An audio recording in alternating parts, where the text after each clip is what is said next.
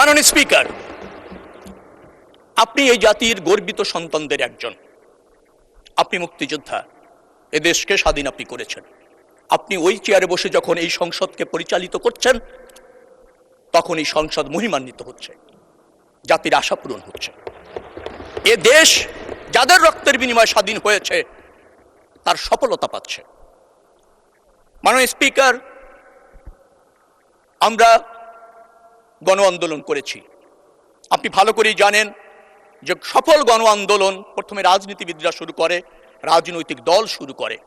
ফ্যাসিবাদী শক্তি সেই গণ আন্দোলন প্রতিরোধ করতে না পেরে রাজনৈতিকভাবে জুলুম, অত্যাচার এবং রাষ্ট্রযন্ত্রের ব্যবহার করে, যার ফলে 17 বছর আন্দোলনের ফলে ধীরে ধীরে একটি গণ আন্দোলন অপরিহার্য হয়েছিল এবং বাংলাদেশের সব শ্রেণী পেশার মানুষ সেই গণ আন্দোলনে অংশগ্রহণ করেছে এবং একটা সফল সমাপ্তি হয়েছে, ফ্যাসিবাদের পতন হয়েছে।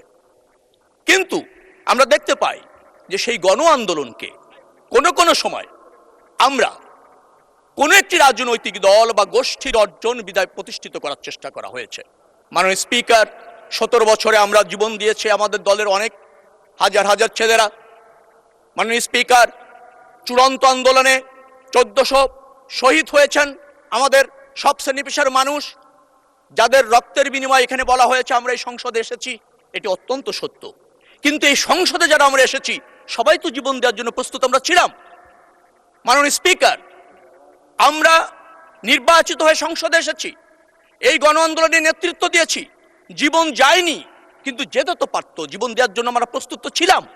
অতএব কারো করুণায় অথবা কোনো গোষ্ঠী বা ব্যক্তির একক অর্জনে এই সংসদ নয়, এই সংসদ জনগণের সংসদ। মাননীয় স্পিকার,